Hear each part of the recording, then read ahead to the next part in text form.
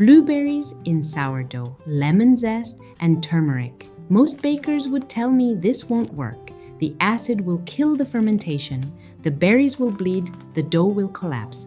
But I wanted to see what actually happens. And what came out was not what I expected. Here's what I used: 500 grams of bread flour, 300 grams of water, 20 grams of butter, salt, sugar, fresh lemon zest, 100 grams of blueberries, and half a teaspoon of turmeric. Yes, turmeric in bread. Not for the flavor, it doesn't change anything, but for the color you'll see at the end. Stay with me. First, flour and water only.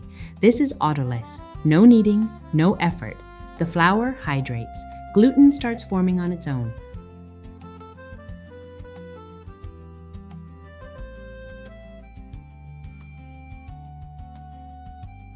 "40 minutes later, look at the difference. Smoother, softer, easier to work with.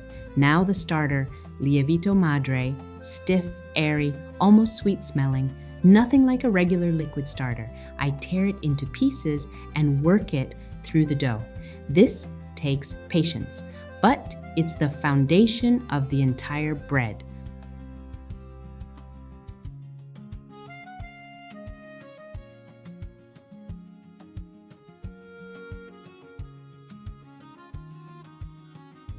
Salt, sugar, and the turmeric, with 30 grams of water to dissolve it. The dough turns aggressively yellow. Don't worry, this always looks alarming at this stage.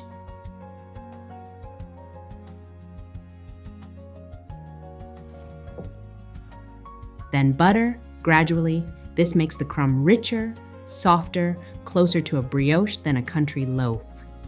After a few minutes of kneading, the dough is smooth, elastic, and the color calms down to a gentle gold.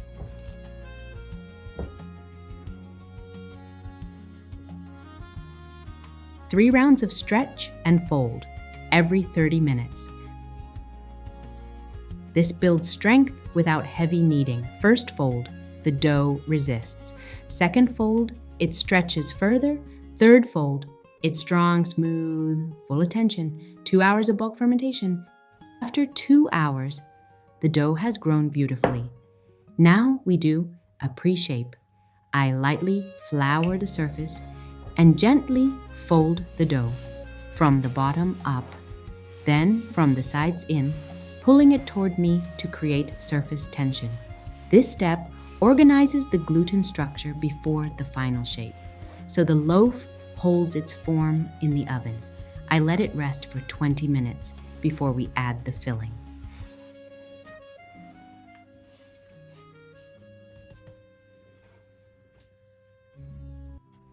Now the most exciting part, I gently stretch the dough out flat.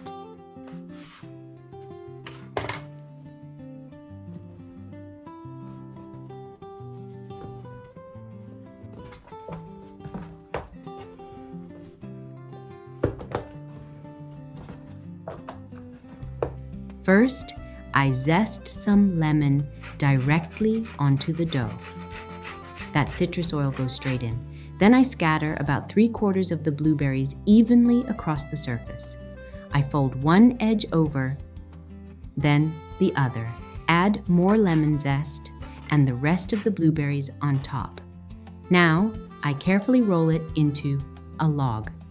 Pinch the seam closed, and it goes into the proofing basket, seam side up. You can proof this loaf at room temperature for 1.5 to 2 hours, but I prefer an overnight cold proof in the fridge. The cold slows fermentation right down and gives the dough time to develop a much deeper, more complex flavor. It also makes the dough easier to score in the morning and helps the bread keep its shape in the oven. It's one of those small steps that makes a big difference in the final result. Good morning. The dough has proofed beautifully overnight. My oven and Dutch oven are preheated to 250 degrees Celsius. That's 480 Fahrenheit. And they've been heating for at least 30 to 40 minutes.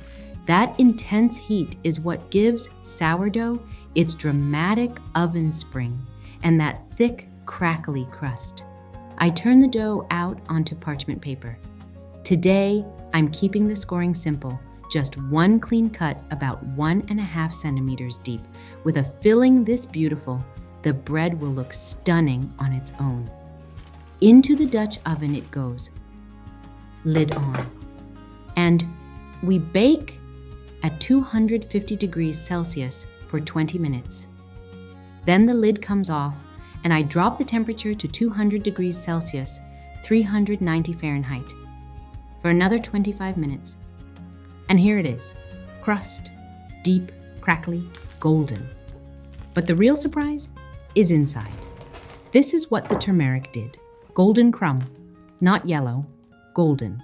And around the blueberries, violet, purple, almost lavender. Each berry softened just enough, released a little juice, and stained the crumb in the most beautiful way. Did it work? Honestly, yes. The blueberries didn't kill the fermentation. The lemon adds brightness. The turmeric does exactly what I hoped. It disappears in flavor, but transforms the look. Was it perfect? Almost. If you like experiments like this, where I break a few rules and tell you what actually happens, this channel is for you. That's what I do here. Bread that's not always perfect, but always honest. See you next week.